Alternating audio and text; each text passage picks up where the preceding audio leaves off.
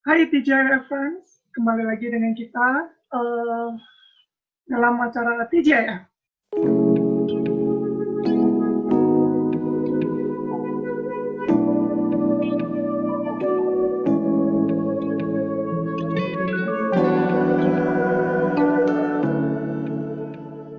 Kita akan berbicara mengenai topik yang juga tidak kalah pentingnya, yaitu mengenai konservasi ekosistem laut. Nah, untuk hari ini kita udah kedatangan seorang tamu spesial kepada Kak Al-Asfi. Boleh diperkenalkan diri dulu? Ya, boleh. Thank you, Mas Timi.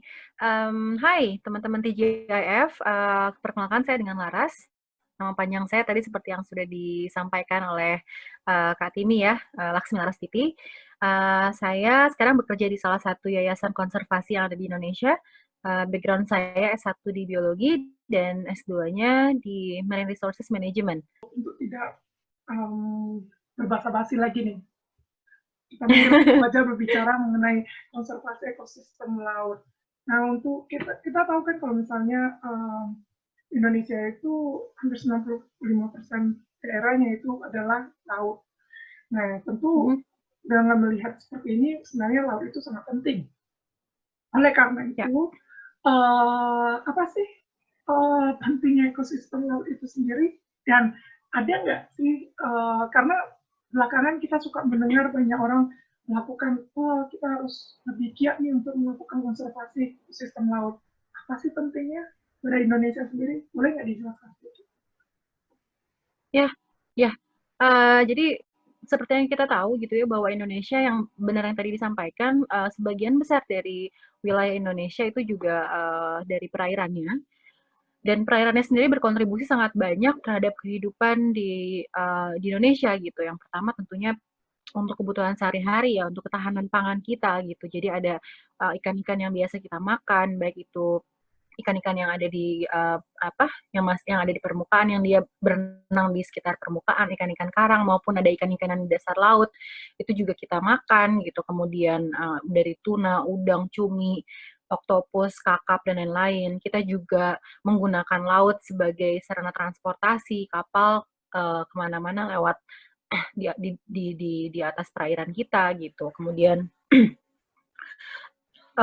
wisata ya tentu ya, kayak pantai, kemudian kita juga bisa ada yang turtle, whale watching, terus snorkeling gitu. Biasa orang-orang suka pakai snorkel buat lihat kehidupan di bawah laut. Terus juga banyak sekali warga negara Indonesia sebenarnya sekitar, kalau tidak salah sekitar hampir 3 juta keluarga di Indonesia itu menggantungkan hidup ekonominya itu ke perikanan dan juga kelautan gitu. Jadi kalau ditanya seberapa penting ekosistem laut di Indonesia gitu, itu sangat penting sekali karena bukan hanya menyangkut secara lingkungannya, tapi juga secara ekonominya juga sangat berdampak gitu ke Indonesia.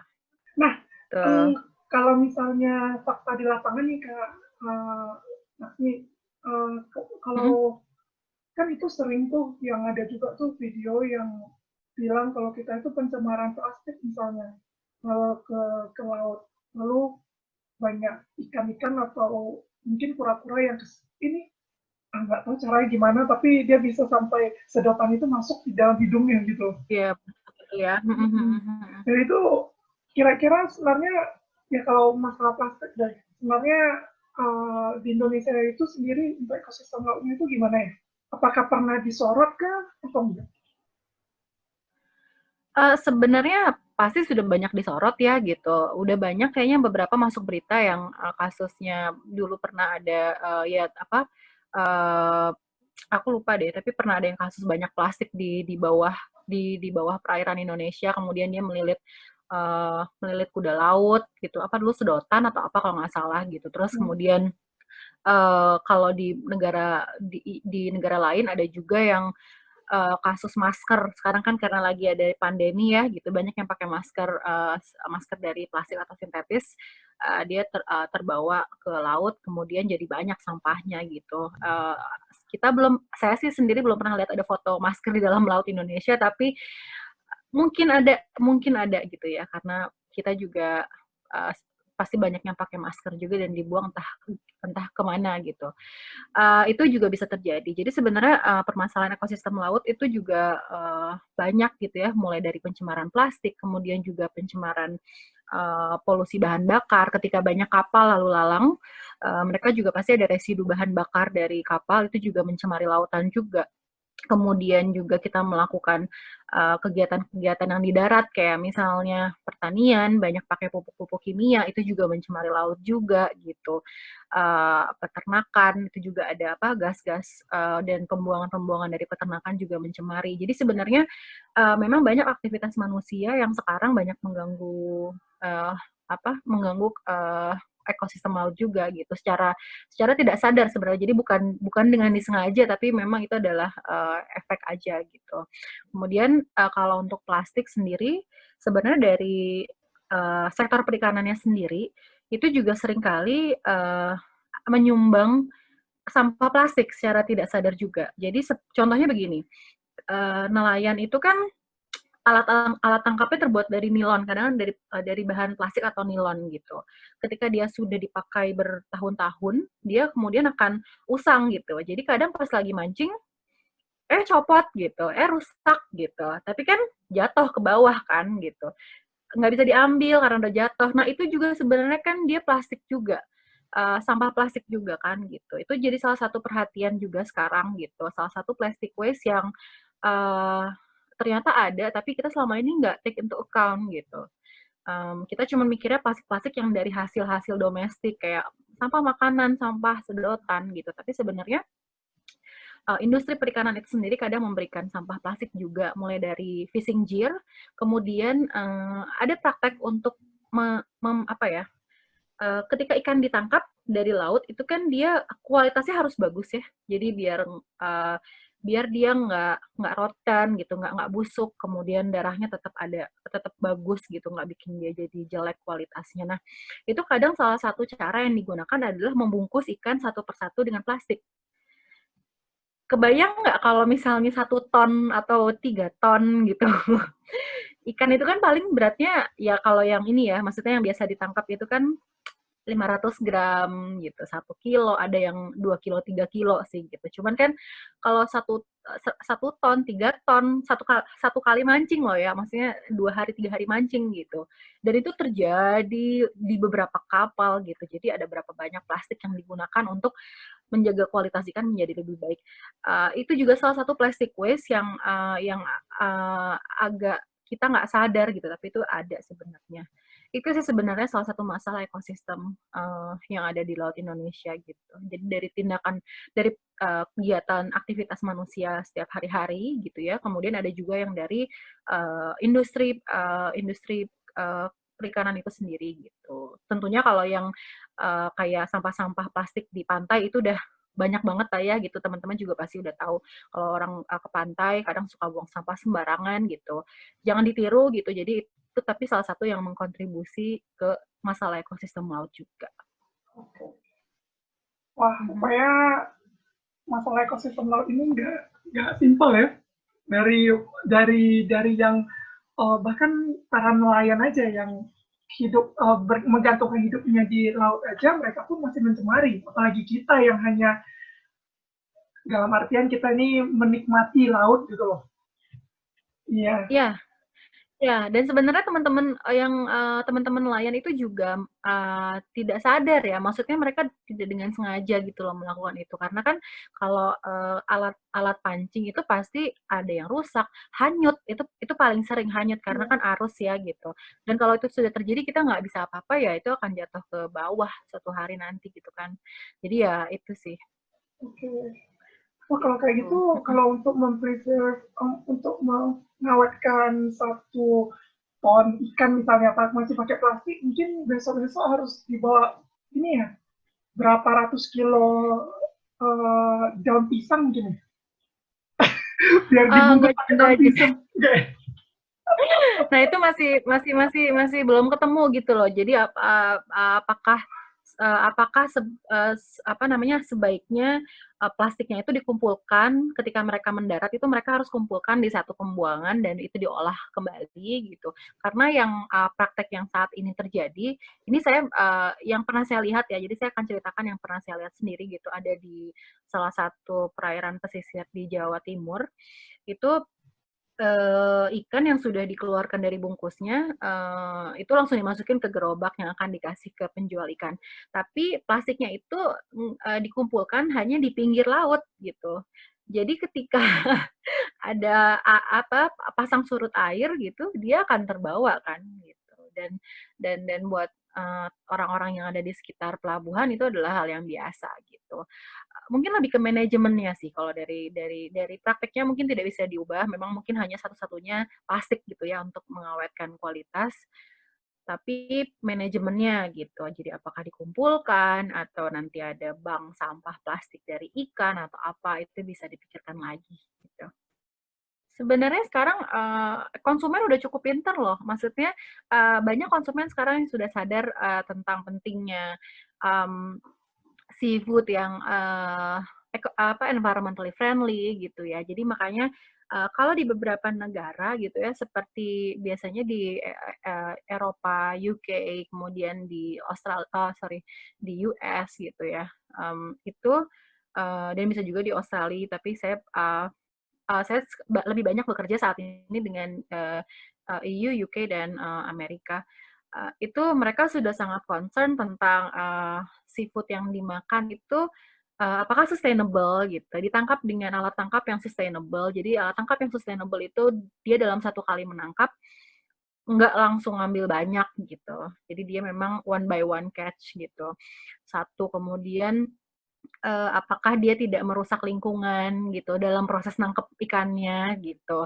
Yang ketiga, apakah dia traceable gitu, bisa ditelusuri ikan itu ditangkapnya di mana, oleh nelayan siapa gitu. Apakah itu juga, ada child labor pada saat penangkapan. Jadi kompleks banget gitu dan sebenarnya, salah satu perikanan kita di Indonesia ada yang sudah berhasil melewati standar itu. Jadi salah satu perikanan tuna kita di Ternate kalau nggak salah ya, atau di Maluku, itu ada yang sudah berhasil ekspor ke US dengan standar tidak ada tidak ada child labor, dia melakukan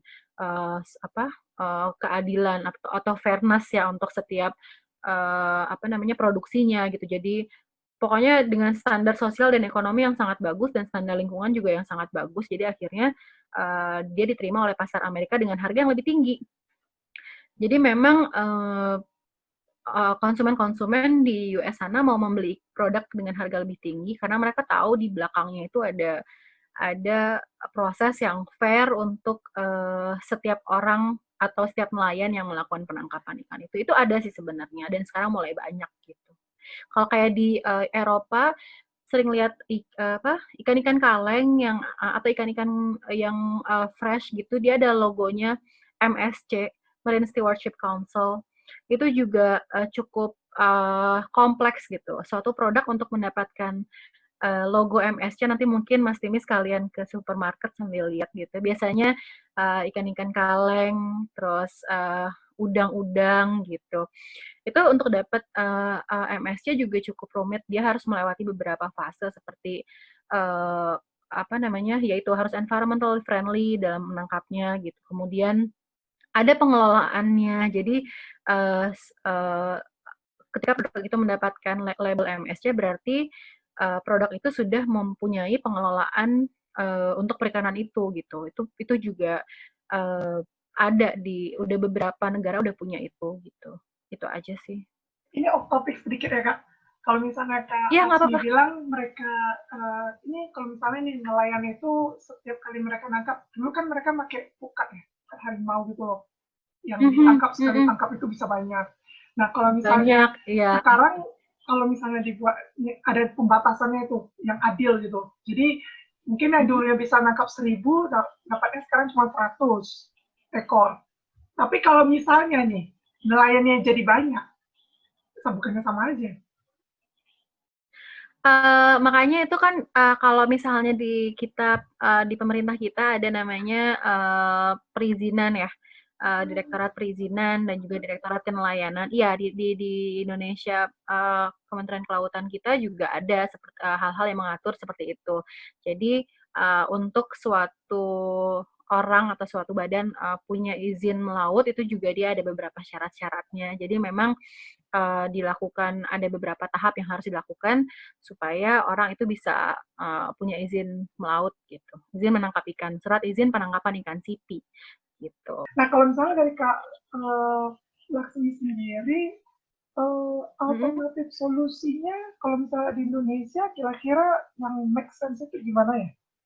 Ya sebenarnya kalau untuk mengurangi kerusakan ekosistem sendiri gitu ya, dengan adanya kerusakan ekosistem sendiri sebenarnya kita nggak bisa cuma menyalahkan satu pihak gitu kayak wah ini apa namanya karena ada pabrik ikan nih jadi tercemar nih perairannya gitu. Wah karena mungkin ada yang menyalahkan apa yang pengelolaan di Indonesia kurang bagus nih gitu. Itu juga nggak bisa begitu gitu. Kadang sebenarnya justru konsumen gitu ya, konsumen itu punya power yang besar untuk menyetir gitu perikanan dan kelautan suatu negara bisa menjadi lebih baik gitu. Misalnya kita sekarang bicara tentang Indonesia gitu ya. Saya selalu bilang ke teman-teman saya gitu. Kadang saya suka ngomong di sosmed aja gitu. Saya bilang kalau beli ikan gitu usahain minta yang gede, yang panjang gitu. Karena ikan yang panjang berarti dia sudah sempat bertelur ya. Jadi dia sudah memijah gitu. Kalau kita beli ikan masih kecil, berarti kan dia belum sempat apa ya, belum sempat mating ya, belum sempat kawin, belum sempat punya keturunan, tapi udah dimakan gitu. Kebayang kalau semakin banyak orang yang lebih suka ikan dalam ukuran kecil, itu habis dong lama-lama kan gitu. Makanya saya selalu bilang sama teman-teman, kalau bisa beli ikan yang agak panjang deh gitu. Sebenarnya kalau ditanya lagi panjangnya harus berapa ras gitu, masa kita harus bawa meteran dan lain sebagainya. Itu agak kompleks juga karena sebenarnya setiap ikan Berbeda. punya uh, panjang iya length of maturity yang berbeda-beda gitu, panjang kedewasaan yang berbeda-beda. Cuman paling tidak jangan yang kecil banget lah gitu, jangan yang benar-benar seukuran panjang tangan gitu ya, panjang ya telapak tangan gitu, itu kan kita bisa tahu itu masih sangat kecil gitu. Jadi biasanya memang konsumen itu suka banget yang ukurannya plate size ya, ukuran piring. Jadi dia seksi gitu loh. Kalau ditaruh di piring dia bagus gitu di foto gitu. Nah, sementara sebenarnya ukuran plate size piring makan ya, bukan piring saji, piring makan. Itu biasanya yang belum dewasa gitu. Oke. Jadi itu sih, itu biasanya kalau buat plate size sih kayak buat steak dan lain sebagainya. Uh, Untungnya sekarang juga memang kalau di Indonesia sendiri gitu ya, yang saya tahu juga kalau di China itu biasanya justru pengen makin gede-gede ikan karena dia menunjukkan apa namanya prosperity ya, menunjukkan bahwa oh kita mampu beli ikan yang gede gitu. Jadi sebenarnya it's a good trend gitu. Jadi bagus orang semakin pengen menunjukkan dia mampu beli ikan besar ya belinya ikan yang besar aja. Itu salah satu yang kita bisa lakukan gitu. Apa terus kemudian yang kedua pastilah kalau misalnya wisata gitu. Sekarang mungkin banyak tempat yang ditutup, pantai-pantai ditutup, tapi kalau misalnya teman-teman ada beberapa tempat wisata yang sudah dibuka gitu, bawa plastik sendirilah gitu ya. Ingetin keluarganya. Sebenarnya ini hal yang paling susah tuh mengingatkan keluarga. Kakak, ibu, bapak gitu semua kita ingetin gitu, jangan buang sampah sembarangan dong gitu. Itu juga hal kecil yang bisa kita lakukan. Atau bawa kantong plastik kecil terus kita masukin sampah kalau kita lagi jalan di pantai gitu. Kalau ada sampah gitu kita apa pungutin gitu. Jadi itu juga salah satu yang bisa kita lakukan. Terus kalau secara besar sih mungkin kayak mengurangi penggunaan pupuk kimia karena kan dia juga akan terbawa ke ini kan ke laut kan gitu ya. Jadi si apa namanya bahan-bahan yang akan merubah komposisi pH dan lain sebagainya di laut itu juga akan cukup berbahaya. Jadi itu bisa kita kurangin. Mungkin itu aja sih. Kan sekarang ini kita lagi di era masa pandemi COVID-19. Mm-mm. Nah, kesehatan ada berita yang mengatakan bahwa kesehatan laut Indonesia sudah mengkhawatirkan indeks kesehatan Mm-mm. laut atau Ocean Health Index yang dikembangkan oleh National Center for Ecological Analysis and Synthesis and Conservation International menempatkan Indonesia pada peringkat 137 dari 121 negara pada tahun 2018 dengan total nilai 65 dari skala 100. Nah, kalau boleh tahu ini maksudnya parameter apa aja yang digunakan mereka ya? Sampai menempatkan Indonesia itu di setengahnya gitu. Hampir setengahnya. Iya, iya. Jadi sebenarnya kan kalau Ocean Health Index ini kan sebenarnya salah satu project yang dikerjakan oleh teman-teman di CI Conservation International. Itu kalau nggak salah dimulai di tahun 2011 atau 2012 gitu ya.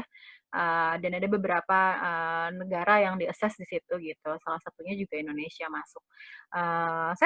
Saya sempat revisit beberapa negara yang ada di peringkat dari 1 sampai 221 dan memang Indonesia ada di peringkat 137 gitu. Saya sendiri kurang tahu kalau untuk parameter yang digunakan ya, untuk menjawab pertanyaan mengenai parameter yang digunakan itu ada sekitar 8 atau 10 kalau tidak salah. Jadi seperti bagaimana kontribusi oceans itu ke livelihood-nya, kemudian juga tourism-nya. Jadi dia melihat dari segala aspek stok perikanannya, terus kesehatan kelautannya dan lain sebagainya. Ada beberapa ada 8 sampai 10 parameter yang digunakan untuk menilai Ocean Health Index ini sendiri gitu. Dan kalau saya melihat tren ini saya bisa juga salah ya. Cuman saya hanya melihat rekap dan tren dari urutan negara yang ada di Ocean Health Index ini.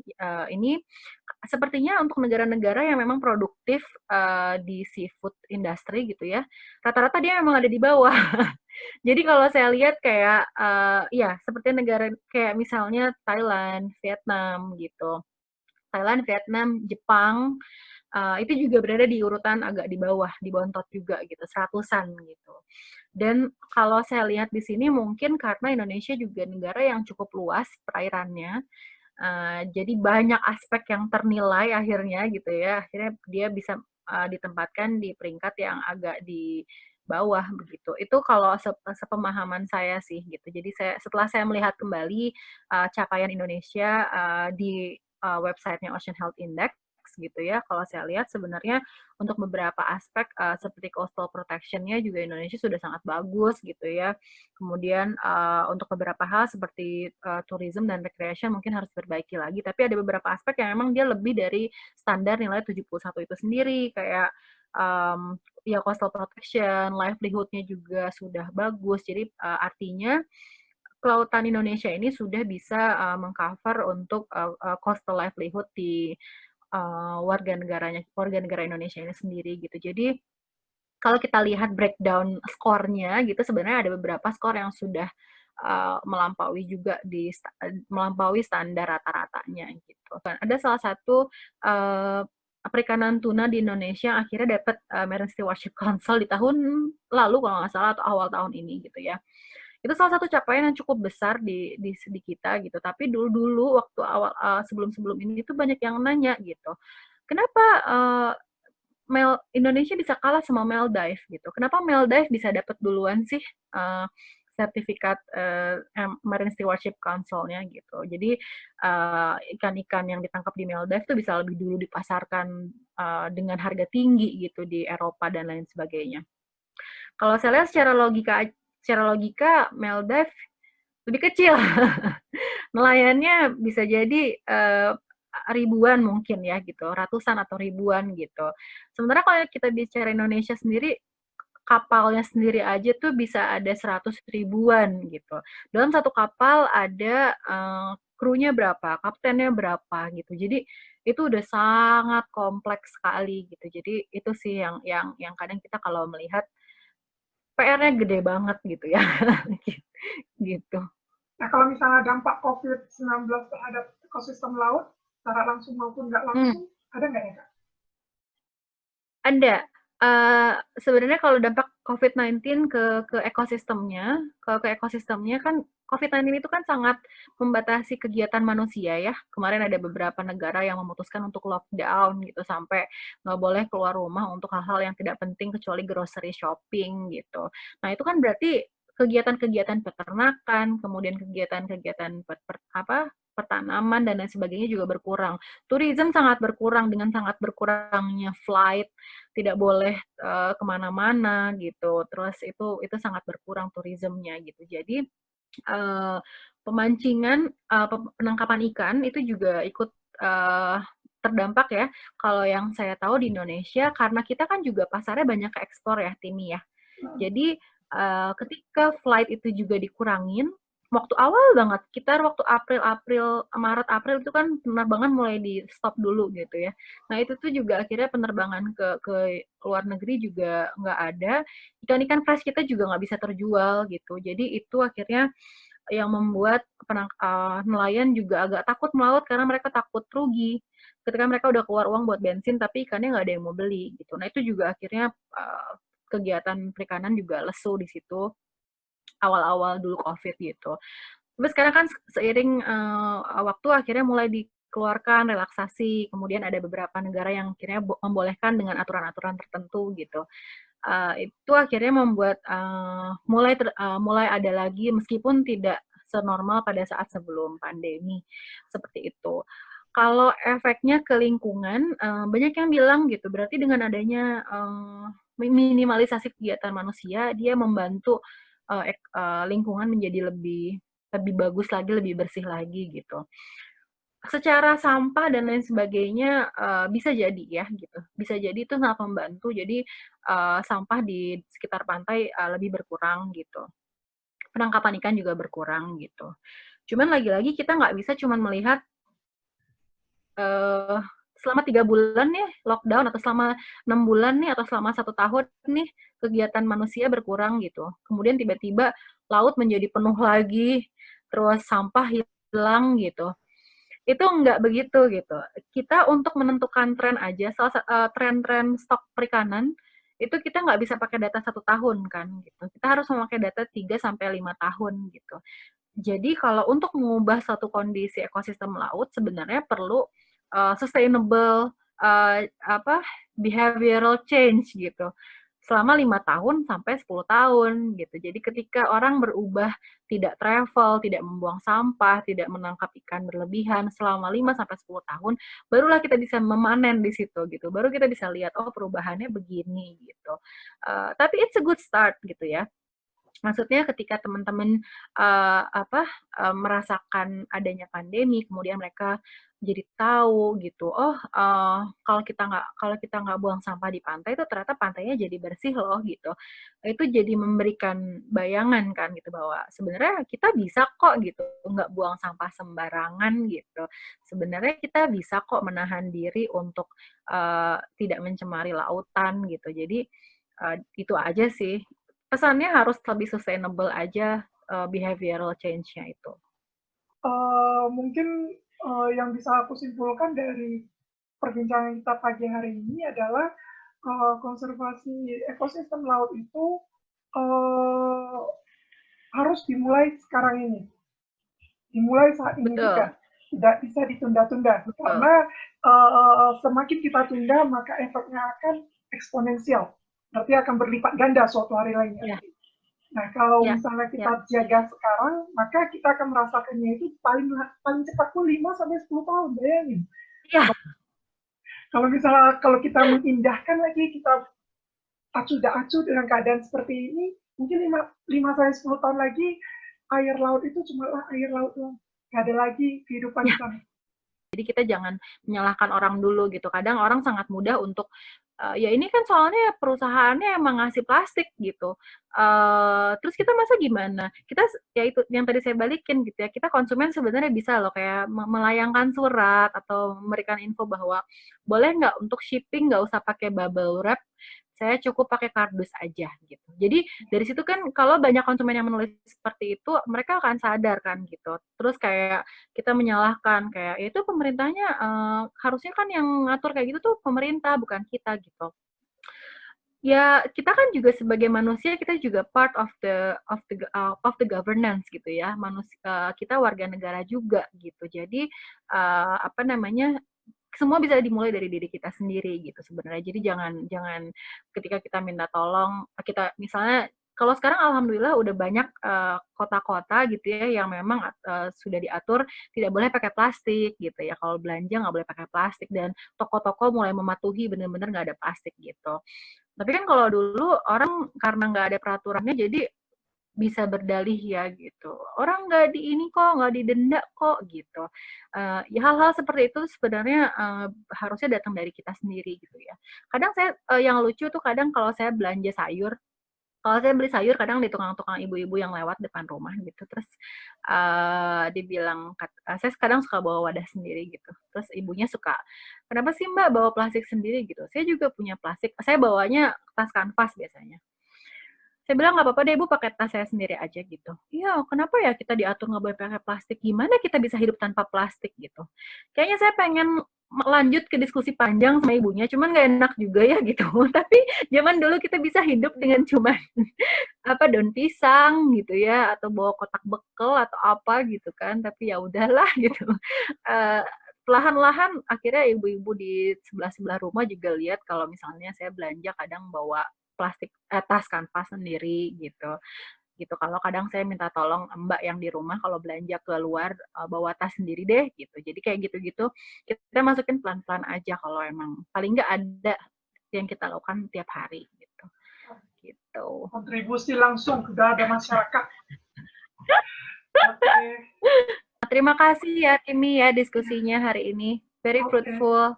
Iya, thank you Kak udah datang sebagai Iya, tamu. sama. Oke, jadi teman-teman DJF, terima kasih sudah mendengarkan rekaman hari ini dan mengenai konservasi ekosistem laut.